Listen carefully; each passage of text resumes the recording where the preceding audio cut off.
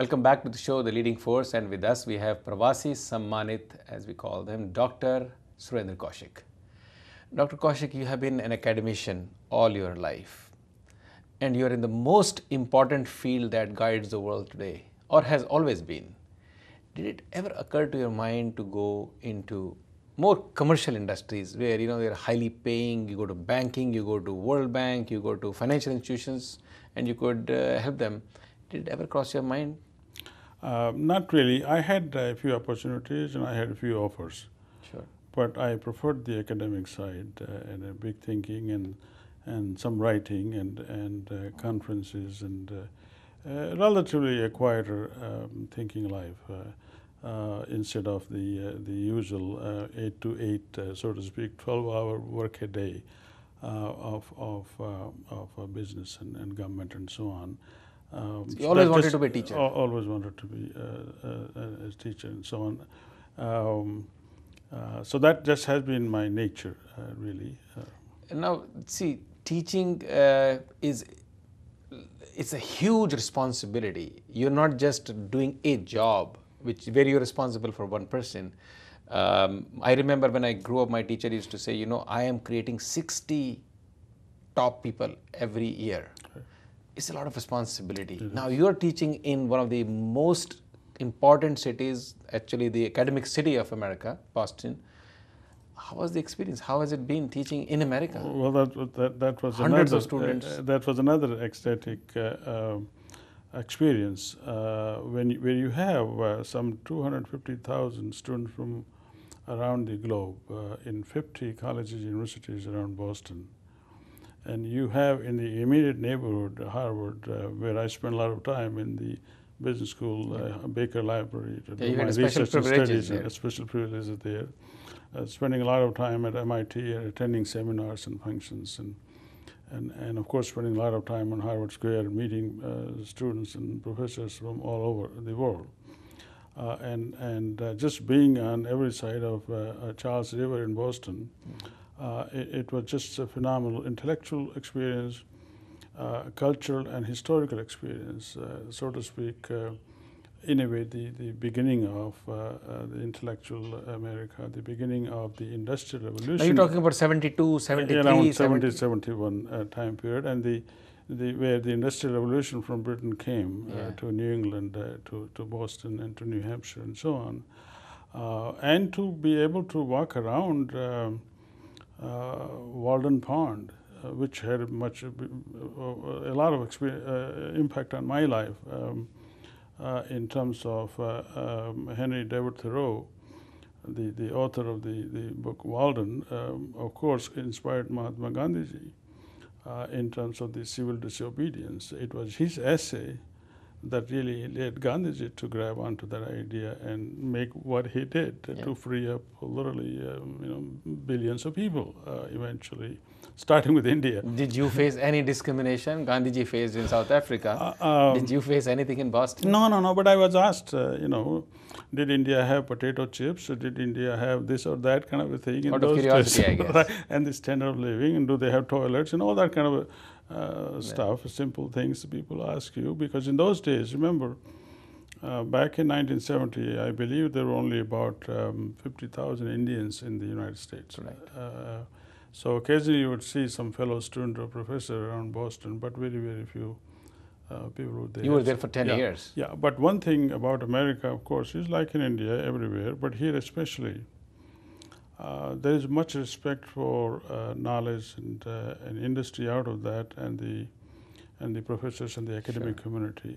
Just like our gurus in India, it's essentially the same concept and the same reverence Americans hold for professors and teachers, and that shows in what America is because of that. Right from day one of America, it is the science and industry which has put America on top of the world in terms of economic industrial power. And you did your PhD right in Boston. I did my PhD. So it was a very, very positive and friendly environment as far as I could deal with. And as I say, both Americans and foreign students and professors. And again, there happens, I have my professors who are from Europe, who are from England, who are from Czechoslovakia and America, and so on. So both the professors and fellow students in Boston, of course, it's a very rich it's a global intellectual environment. It's such a beautiful place for academicians, and even then, when you're all set in 1981, I think you moved to Pace in New York. Right. Why would you move to Pace? Well, I was actually at a very, very super duper school, a very famous school, Babson College, which is now famous for their entrepreneurship program for BBA, MBA, number one in the world, really. Yeah, and at the time, the faculty was developing that curriculum. And I just got a call from one day from the department chair at Pace, because they had openings in Westchester and also New York campus. And they said, we'd like to come here. And I said, okay, let's come for interview. And they said, we'll give you X amount versus Y amount, the market thing. And I had visited New York, and of course New York is a very different, much bigger environment than Boston. But I also noticed there is so much interaction between Boston and New York intellectually and financially and industry and leadership in all those areas. But didn't come to your mind maybe you can go to India?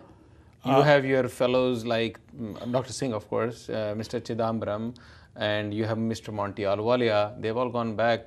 Did it cross your mind? Why not me? It did, but again, staying on the academic side, staying with my family,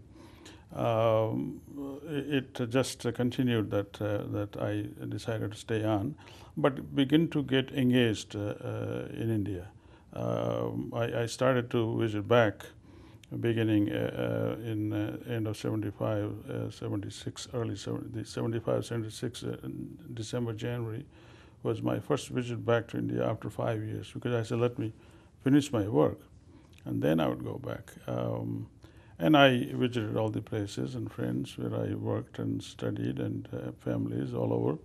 Sort of a grand reunion. Yeah. And that then started to build up, and then next step in 3 years, and then next step in 2 years, and next step in 1 year. And it has been accelerating. Dr. Kaushik, you are known for your very clear, hard views about India. Yes. And you're very clear, look, we have on one side a Silicon Valley types, and then we have the Stone Age types. Why is that? We have grown, we are growing, we are like a global economy today in the same breath as China and India. As you see every day, even the State of the Union president says the same thing. We are in the same breath as China today. Right.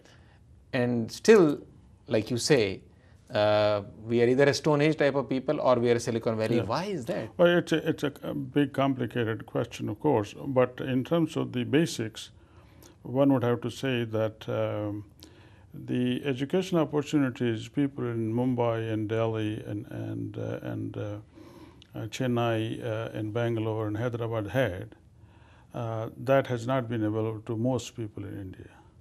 So right there is one answer, that the access to knowledge, education, modern knowledge, has been so limited. So that is one problem. And now the government is accelerating that, doubling, tripling, quadrupling, quintupling budget on education, higher education, and building institutions in state capitals and so on.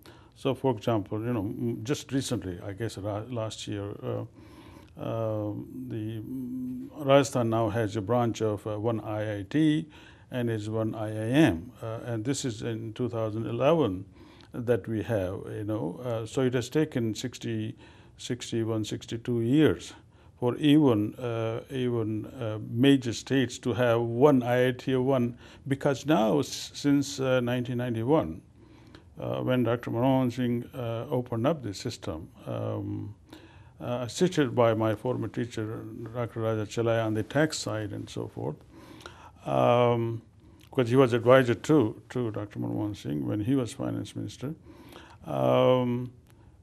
He opened up the system because, after all, Dr. Manmohan Singh's thesis was on international trade. So looking at import-export and describing what India importing, exporting, that was his main study, for which he got a PhD from Oxford and so on. So this idea of opening up the economy internally to business, I say deregulation we call it, and opening it to the rest of the world is one major factor good for growth in India. Second, focus on education and technology. Thirdly, we know that once you give access, once you give a chance, there is no stopping the Indian entrepreneur, the Indian business person, because the Indian business person is famous around the world. Wherever he or she goes. We have done so well overseas. Exactly. Why have we done so well overseas? Well, for that, the main answer is that like here, I'll give our own example of being in America. I said earlier that we are at least 50% higher income and because of 50% more educated than the average American. But the main benefit we have received because of that is that the American system we entered is already set up. So we join a running train, right, and we help speed it up, and we benefit by doing all kinds of business industry activities. So we have the abilities, we have the talent. Exactly. But the India is now setting up the systems and changing the system that we had, whether the feudal system or the Raj system or the license Raj of the independent India. All those things are step by step are being reformed. And wherever there is these large pockets of reform, you have, so to speak, the high rise of real estate and the high rise of education, the high rise of nuclear energy, the high rise of defense of India, and so on taking place because of this intellectual power and opening up of the business sector. And obviously because of that, US has become so interested in if you look at last 4, 5, 6 years, India has come into the real global map. Exactly. Whether it's fighting for a security position in the Security Council or as a regional global power or as a global power. But you think US is serious about India? I think US is very serious about India because we have, and now when I say we, I'm speaking on both sides, so to Correct. speak, both as an American and as an Indian. You know, from here. Right, that US and India have signed very serious long-term strategic agreements, policies on education, on power, environment, and so on. All kinds of things happening, opening up trade and industry, defense.